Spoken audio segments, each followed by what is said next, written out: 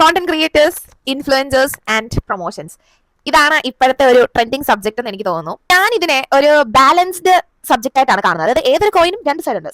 First part എന്ന് പറയുന്നത് ഈ സാധനം മേടിക്കുന്ന ആൾക്കാർ, അതായത് ഏതെങ്കിലും ഒരു കോണ്ടന്റ് ക്രിയേറ്ററിനോടോ അല്ലെങ്കിൽ ഒരു ഇൻഫ്ലുവൻസറിനോടോ ഉള്ള ട്രസ്റ്റ് കാരണം അവർ പറയുന്ന അല്ലെങ്കിൽ അവർ പ്രൊമോട്ട് ചെയ്യുന്ന സാധനങ്ങൾ മേടിച്ച് യൂസ് ചെയ്യുന്ന ആൾക്കാർ. സോ ഇങ്ങനെ എക്സ്പെരിമെന്റ് ചെയ്യുന്ന സമയത്ത് ഇതിന് എപ്പോഴും രണ്ട് റിസൾട്ട് ആണ്. ഒന്നെങ്കിൽ ഒരു പോസിറ്റീവ് റിസൾട്ട് ആയിരിക്കും, ഇല്ലെങ്കിൽ ഒരു നെഗറ്റീവ് റിസൾട്ട് ആയിരിക്കും. അപ്പൊ നെഗറ്റീവ് റിസൾട്ട് വരുന്ന ആൾക്കാർ ഇതിനെ വിമർശിക്കാറുണ്ട്. അറ്റ് ദ സെയിം ടൈം ആ കോയിന്റെ മറുഭാഗം എന്ന് പറയുന്നത് പല കോണ്ടന്റ് ക്രിയേറ്റേഴ്സും ഇൻഫ്ലുവൻസേഴ്സും അവരുടെ ഒരു ജോലിയുടെ പാർട്ടായിട്ടാണ് ഈ ബ്രാൻഡുകളെ അവർ പ്രൊമോട്ട് ചെയ്യുന്നത്.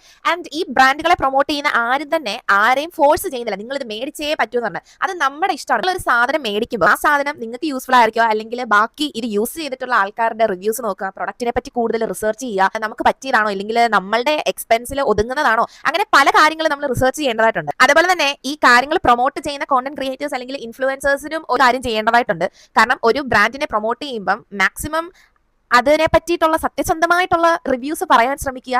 അതുപോലെ തന്നെ ഒരിക്കലും ഒരു പ്രോമിസിങ് കൈൻഡ് ഓഫ് വേയിൽ ചെയ്യാതിരിക്കുക. എല്ലാ കാര്യങ്ങളും പ്രൊമോട്ട് ചെയ്യുന്നവരെ പോലെ തന്നെ അത് മേടിക്കുന്ന നമുക്കും ചില ഉത്തരവാദിത്തങ്ങളുണ്ട്.